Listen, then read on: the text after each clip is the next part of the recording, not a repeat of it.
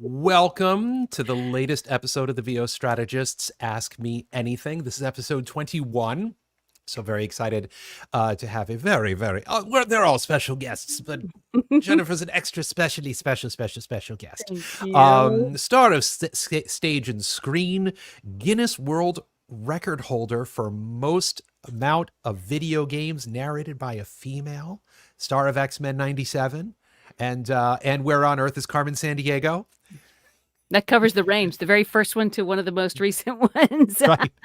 Jennifer, thank you so much for wanting to hang out with us for a little while. Oh my gosh, Tom. I'm going to talk about you, the awesome Tom Dheere. Oh, How geez. lucky and how happy I am to be here with you. I was thinking of you today as I was on my way here, sort of like in my life that is rollerblading across an oiled up ice slick, juggling flaming knives, going, I need some of Tom's organization. I need some of Tom's thinking. And I was thinking of you because as we record this, game actors are on strike. SAG-AFTRA game Yes. actors are on strike. And I'm thinking about, like, there are so many ways to make money with your voice, and you're so expert in so many of them. People can get through this. They just need you. They need people Thank like you. you to show Thank them you. how, you Thank you. know? For Yeah. those who don't know me as the voiceover strategist, I'm a voiceover business and marketing consultant. I'm Yes. also part of the Skills Hub family, of which Jen is Golden Goddess and co-founder. But we'll talk about all of that too.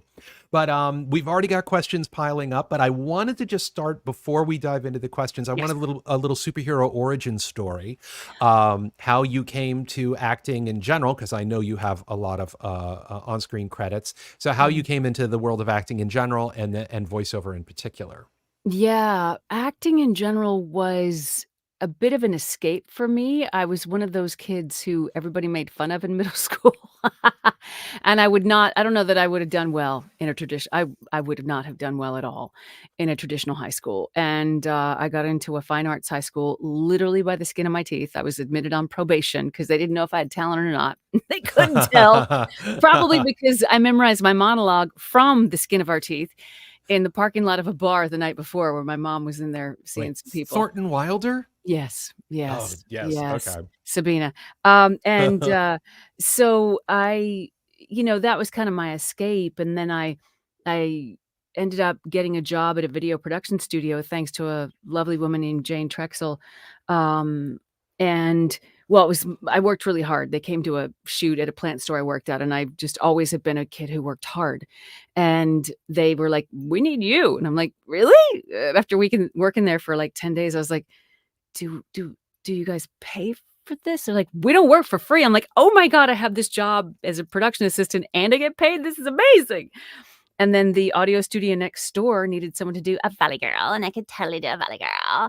And so I went next door and they paid me 30 or $35, and I was immediately hooked because my drug of choice is, the illusion of safety and security. Right. So I made a demo. I didn't know a thing and made a demo. The mistake I ask you all not to make, that I made over and over. It was very expensive. But in my defense, the mentors I had were very busy people, and there was no skillshub.life, the site I've started that Tom is an amazing coach on. And so to get mentorship, I had to, like, pay my mentors to do stuff so I could be around them and learn from them. And that's how I learned. I just did my demo over and over, and then I took that demo and I went door to door, cold calling ad agencies on a schedule with a little suit on, and I was in my teens still. It was crazy. And then that expanded to work it was just in Birmingham, Alabama, worked in Atlanta, and then, moved over to LA. But honestly, my dream was a singer. I started singing in rock clubs when I was 15. No, it was not legal. But yes, it was fun. So, yeah. Yeah. That's my So origin story. that's Mhm. how it started. That's Yeah. awesome. Yeah. Okay, very cool. All right. I have my list of questions for you, but I will Sure. I will intersperse them here and there while as we take other people's questions. So let's just dive in. Matthew Muir, thank you for joining us, Matt. He wants to know, what was your experience like working on Disney's Once Upon a Studio? Oh, it was so great. I love the work I get to do with Disney. I appreciate that about Disney so very, very much. I am so privileged to be some, classic characters. I've been a couple over the years, and do some what they call vocal stunt work when the celebrities can't show up or overbooked. I'm there Mm-hmm. for Mm-hmm. a couple other things, and I loved it. I love Cinderella. I love getting to be her. It's just the coolest thing ever. Yeah. Very cool. And what number credit was that in your IMDb list? You should know that off the top of your head, right? I 264 or something like that. 400 and something. I have no idea. I I don't have know. no idea. No I, idea. I mean, as part of, I know you. We've known each other for over a year now, but I Yeah. was, scrolling through your IMDb credits, and I'm just like, my goodness gracious. Mama has bills to pay. Mama's Yeah, a single yeah, mom. Like yeah, Mama's got yeah. ain't nobody coming to help. I got to get this done. Right, right, right. And Carmen Sandiego, I just threw that in there Yeah. just to be goofy. That was Yeah. after I was already a grown up by then, but I Yeah. know that there's probably some people who are listening that they grew up on Carmen Sandiego. And that's Do you, actually a great story. Sorry to interrupt. oh Yeah. yeah, no, let's hear it because I want to hear if you actually got to work with Rita Moreno I or did. not. I Oh, did. It all was right. Well, now we got it. extraordinary. Now we got to hear it. Yeah, yeah, yeah. The great story actually for me was just getting the job. I I had been in LA for over 2 years, like 2 and a quarter years, and something in my head went, you should," and I went out for film and TV acting because my very first film audition I had in Atlanta, I booked it. And then I Mhm. just kept kind of booking regularly, and I was like, "Ooh, this acting makes so much sense to me," because the stage stuff, while I could do it, I was just like I was really uncomfortable. I was like, "Something about this is not clicking for me at all." But when I did a film audition, I'm like, "Oh my god, I get this." And so I moved to LA for that, and I worked in those couple years, but, you know, 3 times a year, which is not gonna support you. Yeah. And I had been a full-time actor since I was, since I was in college, and I was like, "Oh, oh, oh, I have to go get a waitress. Okay, let's do it." And then this little voice went, "You should make a commercial demo just to get some work, just to make some money." And I was like, "Okay." And I took the money I did not have, hired the best person I knew of in town that I could find, and, that demo was dropped at SBV in, I wanna say September of '93. Mhm. And about 4 weeks later, God bless Charles. Charles was in the shower, and, he had this brilliant idea to send me to the callbacks for this animated series. I had never been allowed to watch cartoons. Never seen one in my life. Except, I've Oh. seen them at friends' houses over shoulders or whatever, but I was also a kid with not a lot of friends, so I didn't see much. And, and in those days, you had to see them when they were on, and I wasn't at someone's house on a Saturday morning very often, if ever. And so I, had no idea what I was doing, but and it was the callbacks, and I was right there with the director, who was a very intimidating woman. And I just jumped. I just went, "Okay, let's just do it." And I did it, and I booked the show, and then right before the show, I got incredibly sick. I had 2 different illnesses going on at the same time, and I ran to the pharmacy the night before, and I was living in this rental that was 2 rooms on the side of a house with a bathroom. Not even a proper kitchen, not even a proper sink, like, just the bathroom sink, and I loved to cook. It was like no stove, no nothing, and I was as poor as could be, and I ran in there to the pharmacy because I was like, I can't be sick." So I grabbed all these different medications and I dumped them on the counter, and I was like, "Okay, okay, I have all this phlegm and I can't have phlegm tomorrow, and I can't be congested, and I need to get a good night's sleep, but I can't be groggy tomorrow. Can you please help me? What do I need to take?" And he was just like, "Okay, fire hose, crazy lady." And, he's like, "Okay, take this one tonight, take this one tomorrow." And I'm not a person who takes medication, but I was like, "We gotta make this work." And I showed up and the session went well, and every week I was convinced they were gonna fire me because I didn't know what I was doing, but I dove into classes. I dove into every class I could find because I was not gonna waste this opportunity. And, my first class was Chris Zimmerman and Charlie Adler, followed Mm. by Sue Blue, and that for both those classes, Dee Baker and I were in together. That's where I Sue met Blue, Dee. let's put your money where your mouth is. Mhm. Yes, yes, yes, I Yes, believe that's her thing, I yeah. think so. Yeah, we all had yeah. Yeah, and it was crazy, but I got to work with Rita, and I was just like, oh my god, I used to like, you were on Electric Electric Company." Company, Oh my right? That's our god! Oh my generation. god, that's Yes, so that's how we know crazy! her. That's so Right. crazy, and these people would come in, and I loved it because it was one of the first regular TV cartoons that met all the educational TV requirements, Mhm. and that meant we had a cast that was 50% women, 50% men. That meant every week we had different ethnicities coming in to like represent in the show, and this was 1993 or 4. It did Mhm. not happen back then. No. I was like, "Cartoons are amazing. This world is incredible." And then I just noticed my lights rolling down low. I booked my second show, which was Skeleton Warriors, a cast of, I don't know, 10 or 12, 2 of whom were women who had about Mhm. 3 lines a show, and we had Mhm. massive boobs in the artwork, and I was like, "Okay, this is a different kind of show, but it is still Yes. really, really fun, and I love it," you know? Yes.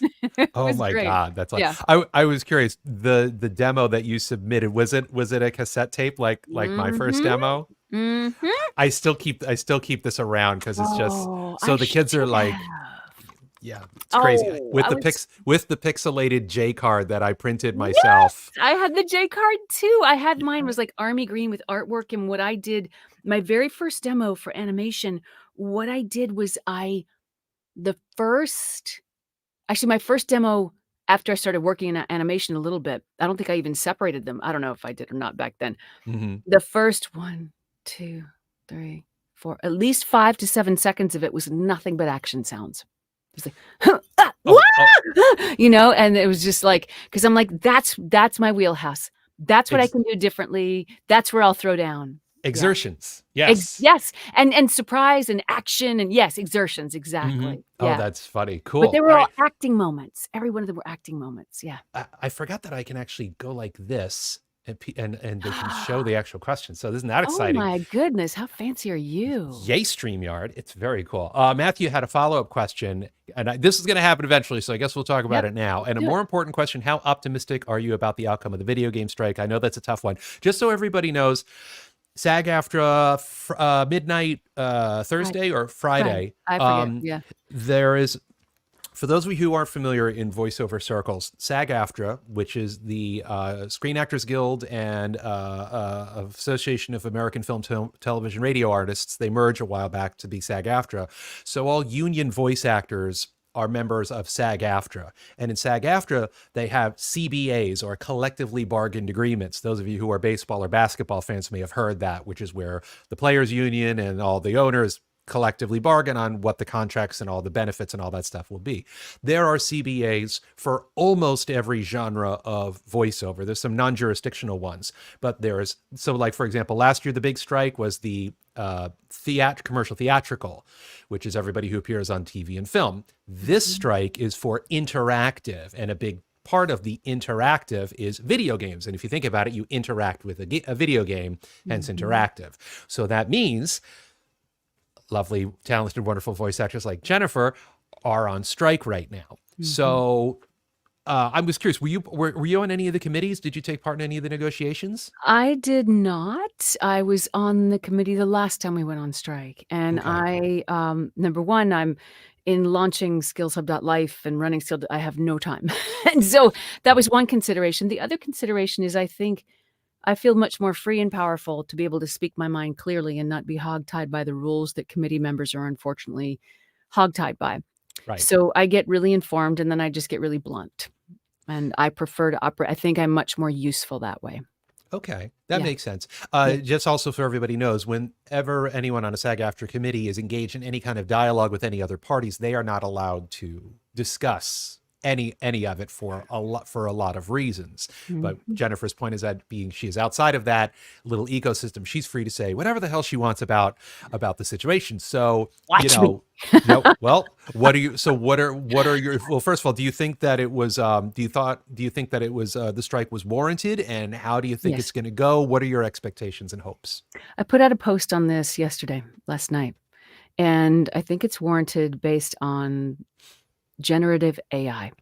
What does generative AI mean? It means that, and this is the example that I used, and first of all, let me say some background on this first. Um, there are, I don't know, 9, 12, something like that, companies in the room, maybe 10, 8 companies in the room. I have a sense of who they are, very good sense. There are probably 4 of them who are large corporate, entities who've sent attorneys to do what attorneys do. Nobody who is holding this particular line is a dev in that room. Mhm. There may be devs out there who share this opinion, I don't know. I'm sure there are because we all are made up of diverse opinions, which I think it's important that we listen and respect and understand. Mhm. Um, it's just a few people in the room. There are 2 things I'm gonna speak to Matthew's question for a minute. There are 2 things that give me enormous hope. Number 1, this thing called the interim agreement. I will work for any game company that wants while the strike is going on. All they have to do is sign the interim agreement, and all that does is simply respects the safety and precautions that we're asking for. What do we need safety and precaution from? Generative AI. For example, a corporation like EA, which I believe now owns the IP of Mass Effect, could I may be wrong about that, but whoever owned, a company could take the entirety of the previous Mass Effects, feed my performances into a computer, have it process them, and spit out an entirely new Mass Effect using those previous performances of mine and never pay me a dime. Nor ask you Never permission. credit me, Right. nor ask my permission. They would not have my consent. I would have no control over what they're doing, and there would be no compensation. That's how I feed me and my child. So, what I want everybody to think about, pause, pause, pause, let's not get all inflamed. What I want everybody to think about is that makes a lot of money. Where does that money go? That money goes to bonuses for CEOs. It goes to shareholder dividends. It goes to make the wealthy even wealthier. And I have no problem with wealth. What I have a problem with is draining the life out of people to make yourself wealthy, stealing my likeness and my performances to make yourself wealthy while you leave me on the sidewalk to starve. Mhm. And my peers on this, now I'm a careful planner, you know, I will find a piece of bread no matter what, no matter how many years we get down the road, I'll make it work. But I am doing this and fighting this fight because of everybody who's coming alongside me and after me. It's not right. It's not okay. This goes right alongside what Amazon is doing, where and Walmart and other practitioners who do this kind of crazy profit chasing where they don't hire full-time workers. They hire everybody part-time. And one week maybe you'll have 4 hours, another week you're gonna have 39, not 40, or 36.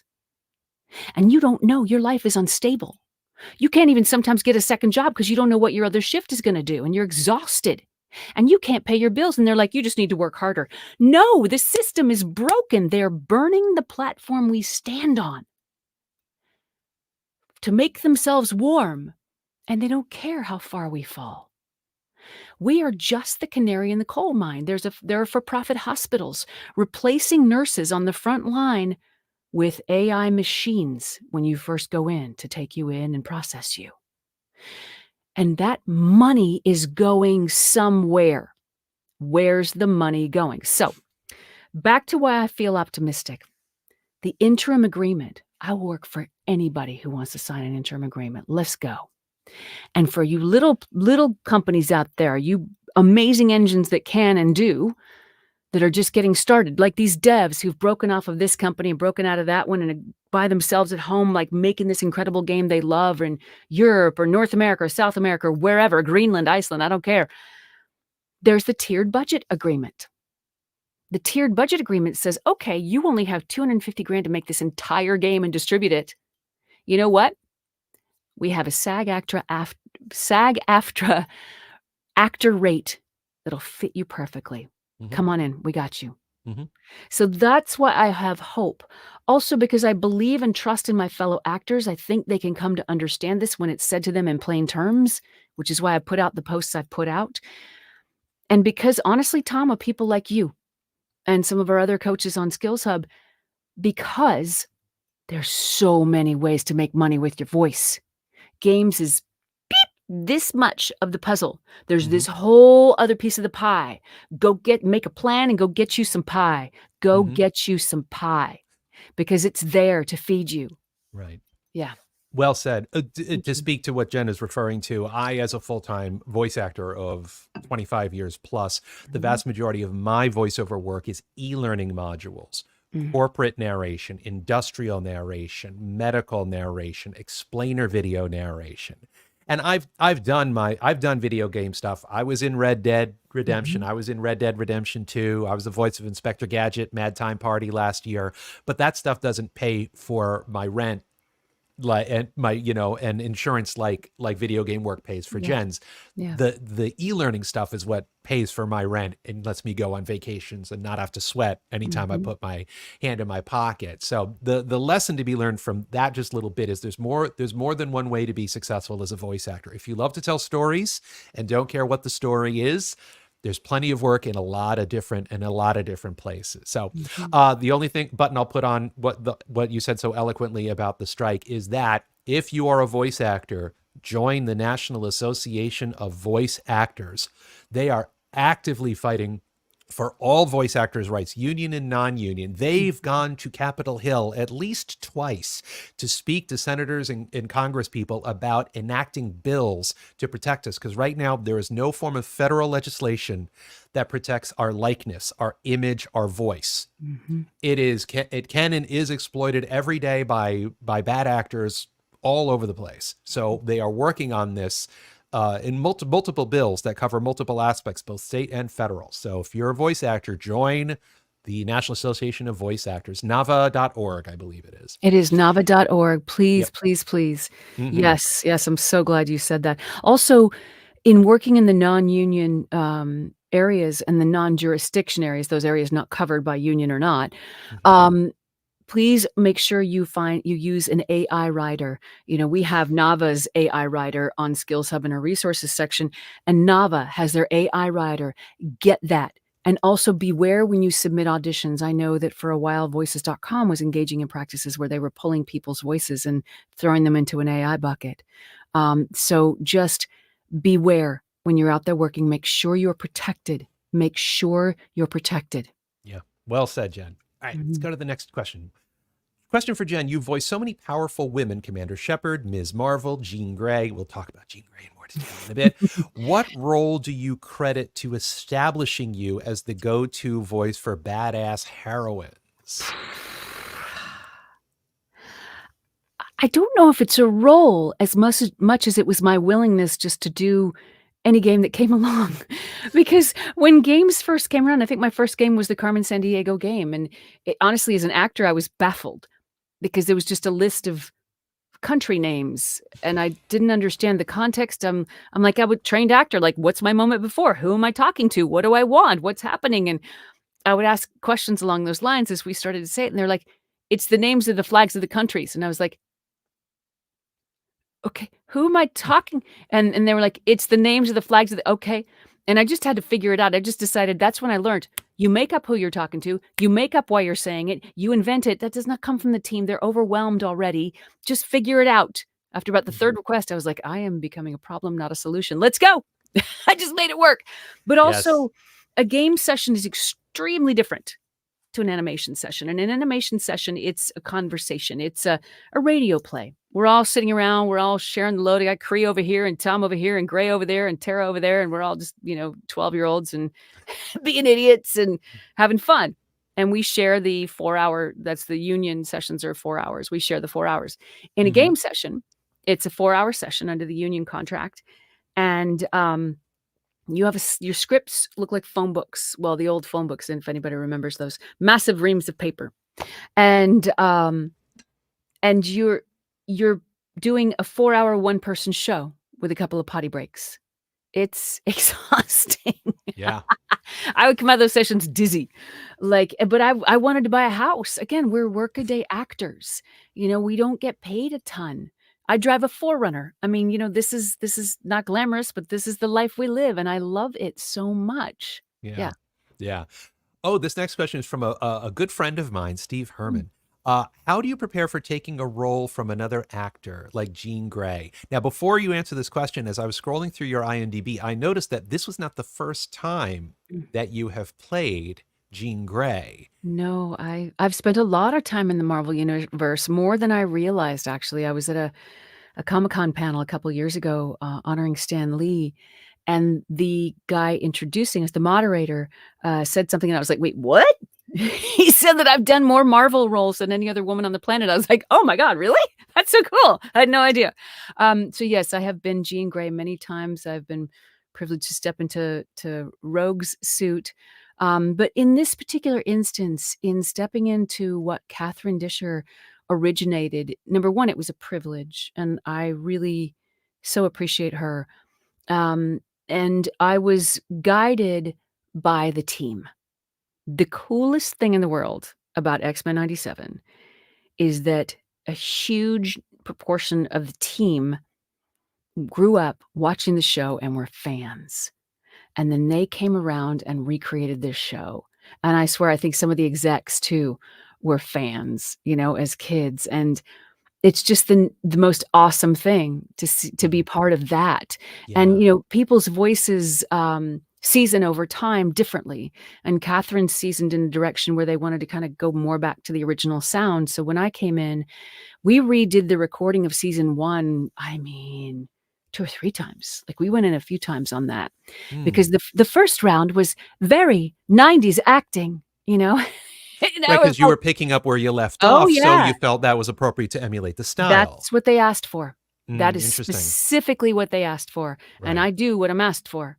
I am not the arbiter of taste on a show. I'm a hired gun, and my job is to shoot as true and strong as I can, Mhm. and I did exactly what was asked, and Meredith Lane was our incredible voice director, guided me down the road, and then they came back, and I was so nervous. I was like, "Oh, are they replacing me? What's happening here? Do they hate what I did?" It's that actor brain, but I learned a long time ago, you have to set that aside.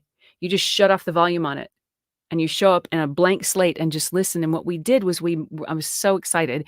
We were able to marry the '90s style with, the 2020s acting, which Mm. I'm such a huge fan of where acting has evolved to.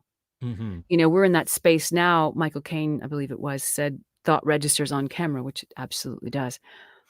And I believe now we're in the space that the visuals in animation and games have come so far that thought registers on the mic. Like, we can really just let it live as authentically as possible. And I Mhm. think that's really supported by the wonderful push for representation and authenticity in casting, Mhm. and doing what I honestly wish we'd have done decades ago with casting. Yeah. I talk to my students about that all the time. I do regular 15-minute free 15-minute consults for people who are Mm, curious about the voiceover industry, and the vast majority are dudes that look mhm, like me, mhm. that are older, and they have this voice, and because that's what Yeah, they grew up on, and they figured yeah. if they sound like that now, that they're going to get all this work. Right, and right, and right. I have to and I explain that there is a grossly overdue market correction that's been going on of authentic, inclusive, diverse casting, where the people that are saying the stuff are now looking like the people that are hearing the stuff. And as it should be, there's a lot more parity in the voiceover industry. And that just means guys like them, and not as much me because I have a much younger sound. We just need to be stronger storytellers and not Yeah, rest on the laurels of the thickness of our vocal cords. yeah. You know what That I mean? that reminds me so much of when I started in LA. Hmm. I will never forget this. I went in and I could literally feel it in my body and in my bones. I just was so compelled that it was time for a change, because everybody in commercials was that man's authoritative voice. And I was like, "Do you know how much the purchasing women do? Do you know how much?" And so the agents would send me scripts. I've told this story before, but they'd send me scripts for, woman number 2, testimonial number 4, whatever. And I had been doing it full time for 8 years before I moved to LA. And I was like, "No, announcers where the repeat business is." I said, "Can I read for announcer?" And they said they want a man. I know. Can I read anyway? And they're like, this is when you went into the office and you sat there and you waited for your turn. And Hmm. God bless Ambrose Smith. He was the booth director at the time, and he would let me do it. And eventually they started to submit me. And this was in the late '90s. And by 2002, I want to say, I could not turn on the TV or radio without hearing myself. I was everywhere.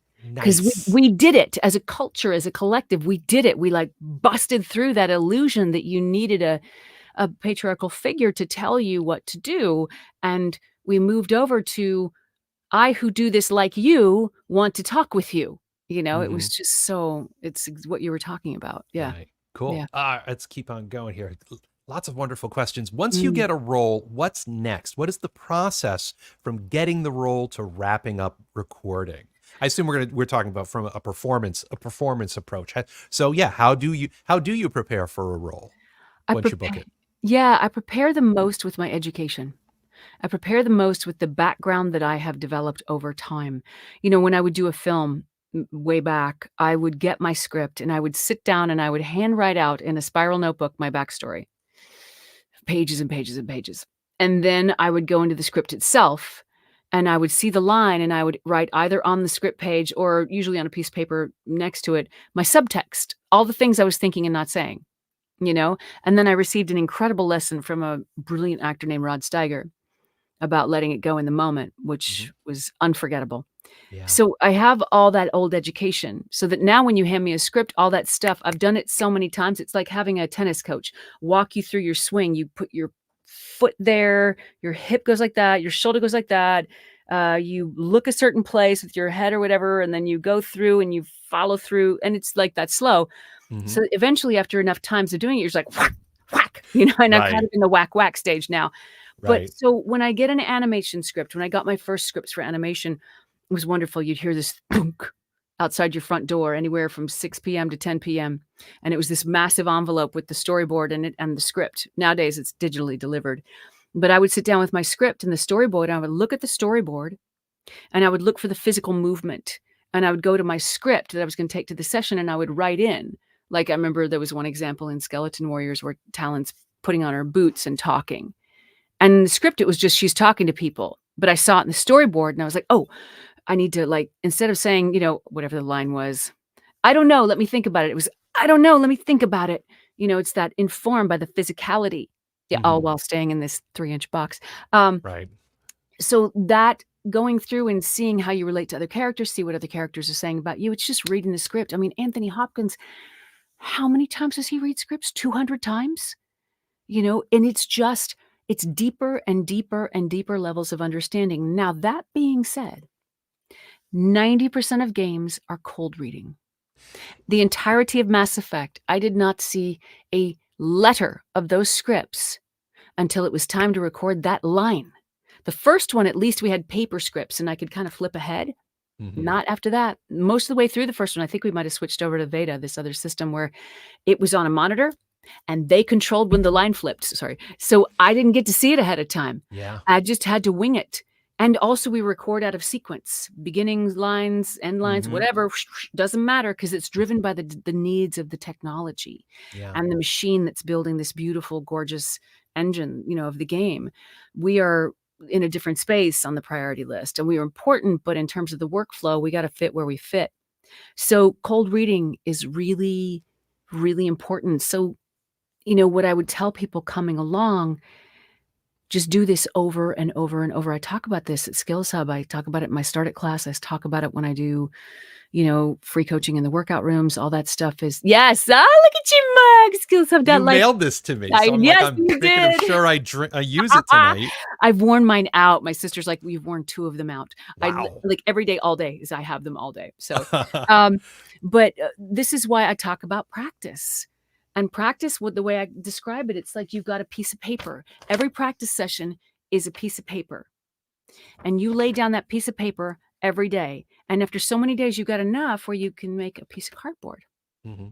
And after so many pieces of cardboard, you got a piece of wood there you can actually stand on, which Yeah. is a skill set you can stand on. Yeah.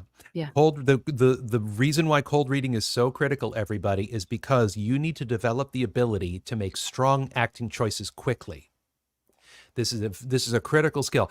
I do e-learning. Like I said, I'm here. I go to recording sessions literally a few blocks from my apartment here in Manhattan, and just like Jen, I have no idea from what I'm saying from one moment to the next. And it's not just lists of words. Sometimes I'm rereading speeches from Martin Luther King or excerpts from Diary of Anne Frank, and I have literally no idea what I'm going to say from one line to the next. Yep. But one of the keys to this, get improvisational training. Developing your improv skills will help you learn to make strong decisions quickly, and it will develop your cold reading skills. You can also all Google cold reading techniques online, YouTube. They have tutorials. Learn how to do it. You're sitting on the couch, streaming Netflix, practice while you're doing it. It will make a huge difference in your performances. And your confidence and your joy. Yes. Yeah. Yes. And your ultimately your income. Right. Yeah. Okay. Let's have some lovely comments about cassette tapes. Thank you, dearest. Let's go to Nicholas. Have you ever struggled with not liking the sound of your voice? Absolutely. In the beginning, I absolutely did. And you see, you guys don't get to, Tommy, you'd remember this. You guys don't get to benefit from the days of tape. In the very beginning, they would rewind and it would sound like the chipmunks, like, and I remember, Yes. I remember how funny that was in the beginning. And then it wasn't funny anymore. You're like, I hear it all the time. Right. Like you guys won't have that experience because it's all digital now. God, that word drives me nuts. It's one of my Waterloo words, digital. But in the beginning, yes, which is part of why I'm very strict with my students about playing back and listening, because you need to get past that point of even paying attention to the sound of your voice so you can begin to get into the art, the craft, and the fun of it. Like, if I'm just stuck on how I sound, I can't realistically alter how I sound, to bring it into different situations because Right. I haven't accepted it yet. You can't play with something you haven't accepted.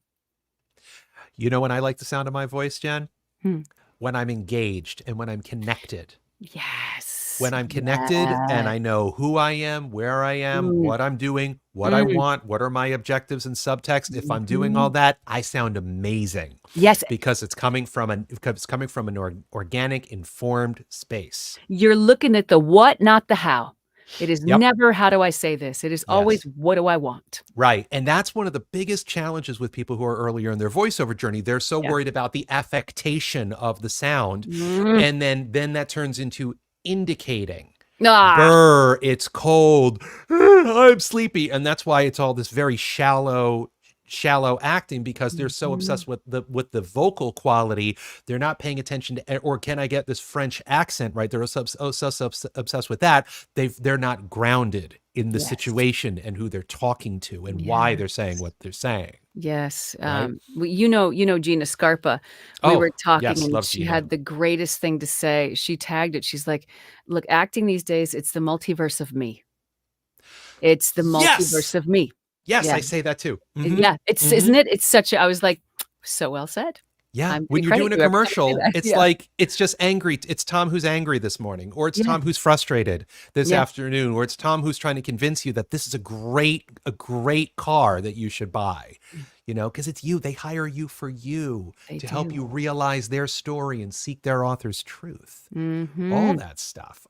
Dearest, are there instances of actors and directors disagreeing on a take or character? How are these handled? I come from an inspiring director perspective. I have a very specific take on that. Unless I'm paying for the whole project, I need to shut up and do what's asked. Talking monkey. Talking monkey. I'm sorry, I didn't write it. If I wrote it, I would have a say. If I was producing it, I would have a say. If I was directing, I would absolutely have a say. But if I didn't write it and I'm not directing it and I ain't the producer, do what they need. I mean, this is a terrible example, but I was working on a film years ago. I think I was 19. It was an indie film. And I was one of the female leads in it. And I was sitting on the camera dolly in a tracking shot. So that means the camera was right here. Right. Well, let's see. You can see it right here. And I'm right here. And I'm rolling down a hallway looking at all this weird stuff, just reacting to it like, whoa. And the director is 20, 25 feet away with no monitor. Can't see what the camera sees. Can only see me from a distance.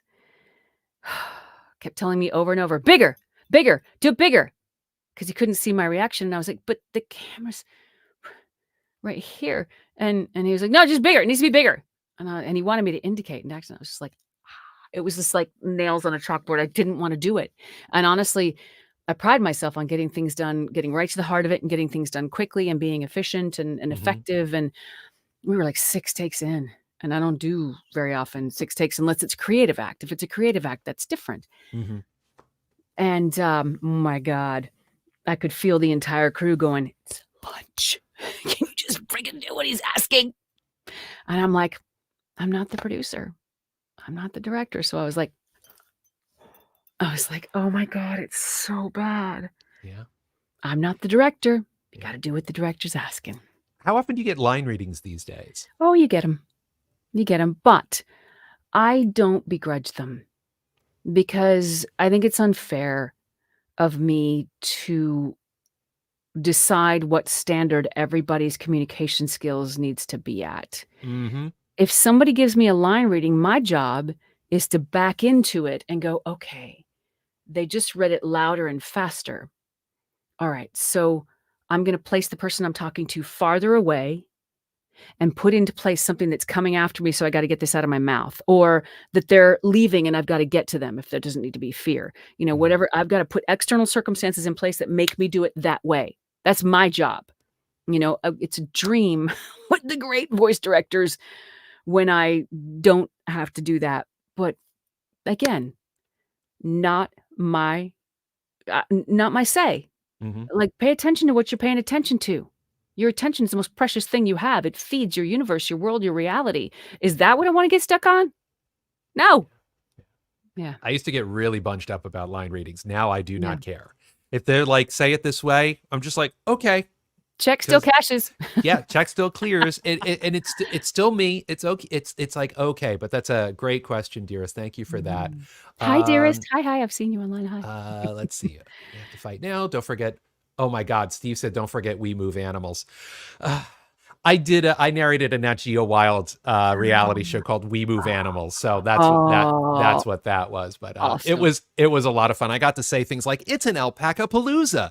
Oh my god, I love that stuff. Oh my It was a god. family, a Long Island animal moving company, but it's a family. And at one point they had to move a bunch of alpacas from this farm to that farm. But the mama, one of the mommies they had to wait for her to have the baby and all that stuff. Oh, It was a great show. that's awesome. I'm just looking for, okay. Oh, okay.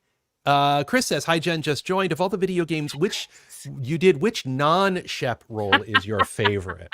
Thank And you, by the way, Chris. I will give you permission to not give a favorite, because if you say you have a favorite, that means others are not as favorite, Mhm. and then producers get mad at you and stuff like that. So if you don't want to answer that, No, but you can I find a have an way answer.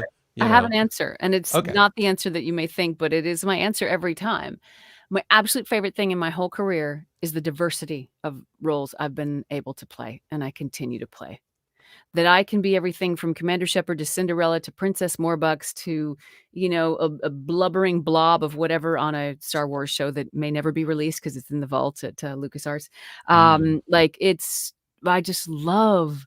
Right now, I'm the villain du jour on the season on this show called Unicorn Academy that's out, and then over on Apple on Slumberkins, I'm the very soothing narrator. While in the other show for children, I'm going eating the scenery and killing like just like going crazy.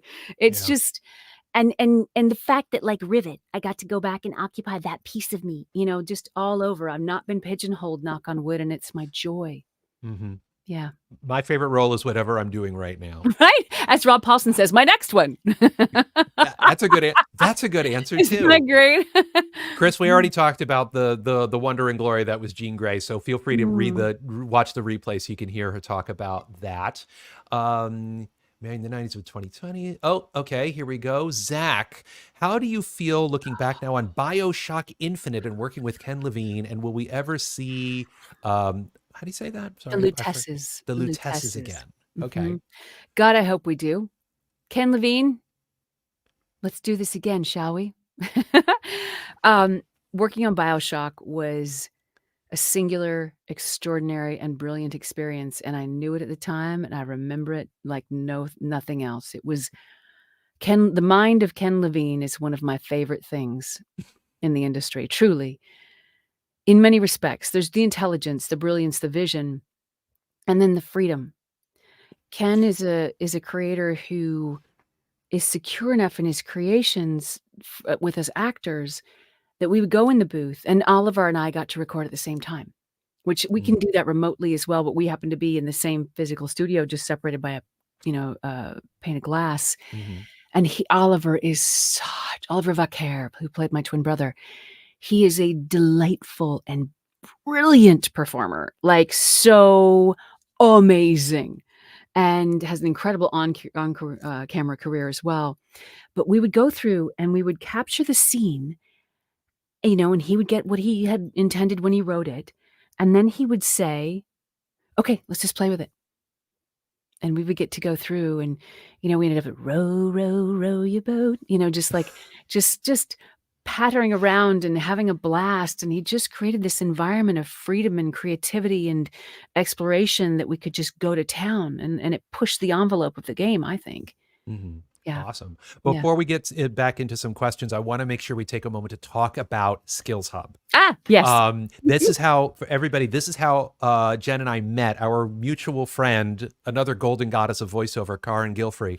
I just got an email out of the blue from Jen saying, "Hi, Karin. Said I should bring you on board." So Mhm. tell everybody what Skills Hub is and why you felt compelled to create it. Yes. Acting.skillshub.life is an idea that I had a few years ago, and I told my sister about it a couple years ago. I was like, "I have this idea. I'm so tired of auditioning by myself in my booth and recycling my own point of view, and I'm to the point where I don't need an hour coaching. I just want 10 minutes with someone I trust." And I can just foresee this calendar system where there's all these coaches and then this place where people come together and we all support each other. And she's like, You need to meet my friend Bill." So she invites her friend Bill over for a barbecue, and we get to talking, and Bill's like, "I like that idea." And he goes away, and 3 months later comes back, or 2 months later, like, it's happening.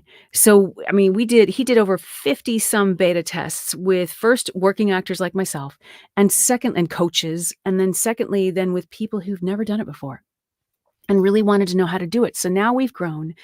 We are a soup to nuts site for everything from brand new baby beginners all the way to veterans like me. Everything you need for your voice acting career in one place. I wrote out, I think, 10 or 11 step-by-step guides. Do this, now do that, now do that, now do that. And there are classes. Tom teaches a couple of few amazing classes for us in along those paths. We call those paths. There's the foundations path, and then you can do the games path, and animation path, and the e-learning path. Like all the different things, right? And so there's guides, there's classes, and then you could do one-on-one coaching. And we've woven these paths together in such a way that you don't have to think about it. You just go in and you do it. And it's a membership site. It's like $20 a month. And there's free workout rooms where people come together and support each other. There's so many workout rooms going now. Yeah. Tom's part of a rotating group of coaches who come in each week and do a career check-in. Like, what do you need? It's totally free. The workout rooms, it's nuts. I And I'm signed up just for 3 of them today. bless So, you. Oh my God, bless you. yeah. Yeah, so we just are here. Everything we've created has come out of requests from people in the community. Mhm. Like, we started just with people at my level going, "What do you need?" And we built that. And then while we were building that, somebody said, Anjali Bhamani said, "There's Mm. these 2 guys who I met in England who wanna do this, and do you wanna talk to them?" And that birthed this entire whole level and huge amount of offerings for brand new people. Like, Mhm. we take your hand and go, "Come on, we got you." It's just amazing. I love it so much. I love our Yeah. community. We have people who, like, our goal was to break down barriers and open this up to people all over the planet, and I'm so excited that we're in place now during the strike because we can show people, like, "You're gonna be okay. There is all this other work. You will pay your bills. We got you. Come on in. Let's get this going." Mhm. Yeah. Yeah. I'm looking forward to helping out as many people as possible Yeah. explore other genres. And well, now I got an email from Karen just today. Karen's another one of the co-founders, and she's Yeah. just amazing She's my sister. about my genre exploration class, which is Yee. so much fun. So I like talk about there's more to life than cartoons and video games, and I talk about Mhm. political voiceover and Mhm. automotive voiceover and Mhm. e-learning and explainers and all these ones that may have never occurred to them. So Yeah. for all of you, regardless of where you are in your voiceover journey, everybody go to acting.skillshub.life. There will be something there for everybody. It's Thank you. incredible. I'm so All happy right. you're with us. I'm so happy you're with Oh, us. I love being a part of it. Everybody is Okay. so nice. Yeah. Like every interaction I've had with every coach and every student and every class that I've taught and every one-on-one session, everybody has Yeah. been a delight. Yeah. Everybody's just They're just a really wonderful collection of humans you have amassed. Thank you. It's pretty So beautiful. it's good stuff. All right, let's get back into the questions. My buddy Steve, do you Mm. collect any toys or memorabilia of the characters you play? No, I don't. I hardly ever watch the stuff I did. I think I stumbled into seeing X-Men '97 because I ended up going to the premiere, which I almost didn't go to. I changed last minute and ended up there, and I'm like, "Oh, 3 episodes. Oh, geez, this is good." You know? I have Emmy nominated now, I believe, and they're right? emin and I'm up for an Astra Award, next month, so, yeah, Amazing. it's crazy. I have, they s Insomniac, I love them so much, I love my people at Insomniac. They sent me a Rivet, like a Rivet figurine, just gorgeous, gorgeous, like, this big, gorgeous Mhm. Rivet, and then I have a Commander Shepard figure somewhere. The only thing of my work that is up on my wall is the Guinness Book of World Records edition that I'm in, a soap opera digest from this crazy thing I booked a long time ago, and, Commander Shep the box from Mass Effect 3 because it was the first time they put the woman on the box too.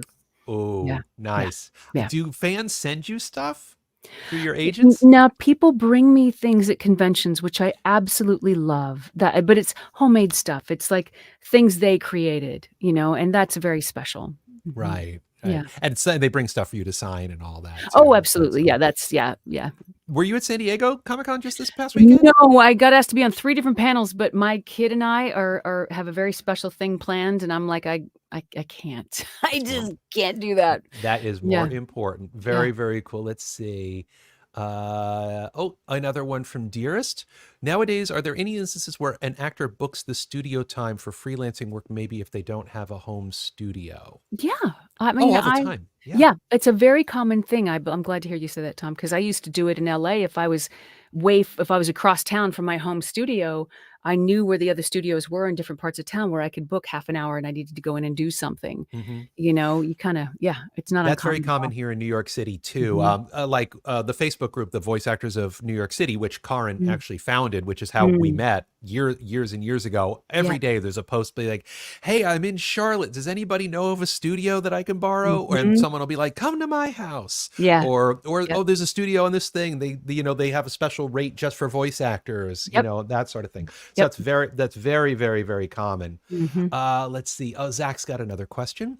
What were some of the hardest scenes to do in BioShock Infinite and the two-part expansion Burial at Sea? Props to both Courtney Draper as Elizabeth and Carl Hanover as Atlas in episode 2. I don't focus on what's difficult. The thing I remember the most from that project, because it has been a minute, was the joy. Just so much joy. And, you know, for me, the work may be challenging, it may be demanding, but I don't think of it as hard. I think of it as like, I gotta step up, you know? That role, because Rosalind Lutess is rather objective and sitting back describing things, it had different emotional requirements to some of the other characters. Mhm. Mm, cool. Oh, this is a very interesting question. Was there a role that made you re-examine a viewpoint or take a closer look at something? I assume we're talking politically or socially or culturally. The thing that made me reexamine things the most and take a closer look at things the most was the Bayonetta debacle. It happened, I wanna say a year and a half ago, not almost 2 years ago. When Bayonetta dropped, the actress who originated the role and the way I came to take that role was a very in-depth conversation with the voice director who I've was one of my first directors ever out in LA, who I trust completely. And she explained to me what was happening, and I said, "Okay, I will do this." And I'm completely comfortable with the ethics behind that decision and the et cetera, but when the game came out, I was actually on a trip with my kid. I was in Costa Rica, and I had, like, a 26-hour travel day I was facing, and I woke up with food poisoning in the middle of the night. Oy. So I was in no shape to take on anything, and my girlfriend, God bless her, proactively texted me to say, "Hey, I just wanna give you a heads up. There's a thing happening, and you're named in it, and it might be kind of challenging." And I was like, "I just wanna stand upright without puking, so I'm good right now." And then I about 24 hours later in Mexico City came to look at the thing and was like, wait, what is happening? And by a couple days in, the game company and the distributor were like, we're just going to let this blow over. And by like 3 days in, there were 11 million tweets about it. And I was like, what is happening? And people I know and or my peers, very, very well-known actors, voice actors were reposting her side of things, not realizing I was the one she was skewering in her description. She had a total of 9 minutes of video that she sat down and recorded about the whole thing. Everybody watched about maybe a minute and a half, on average, and just went, "Oh, it's terrible," and reposted it because she tagged onto an existing issue, which is the underpayment and mistreatment of voice actors. Legit issue. But you had to look a little closer. And I was under 2 NDAs, one to the game company and one to the distributor. And my agent said, if you mess with either of those, they could come take everything you have. And I was like, I couldn't speak on my own behalf. And it didn't bother me for the first day or so. And then when people who were on my feed, who I recognized names because they've been on there a lot and they're lovely people, were starting to say, oh, I guess she's not the person I thought she was. I was like, and so I pressed, and one of my dearest friends, brilliant writer, helped me craft a statement. And then my agent vetted the statement, and I sent it to the game company, and we sent it over. And I was allowed to speak on my own behalf through that statement, but I had to run everything through them. Okay. And what I wanted to say to everybody was, what she was saying was, I was only offered this for the game. And everybody was like, that's terrible. And I was like, oh my God, they just made an assumption. They just made an assumption.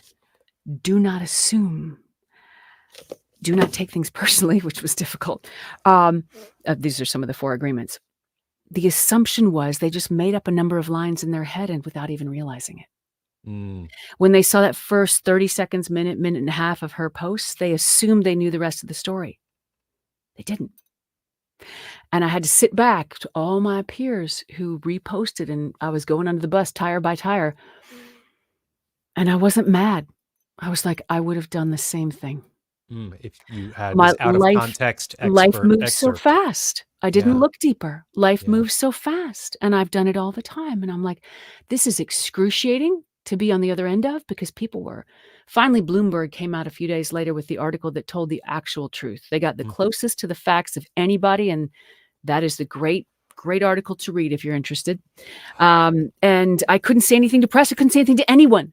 I was locked down. Could not speak on in my own defense. Oh boy.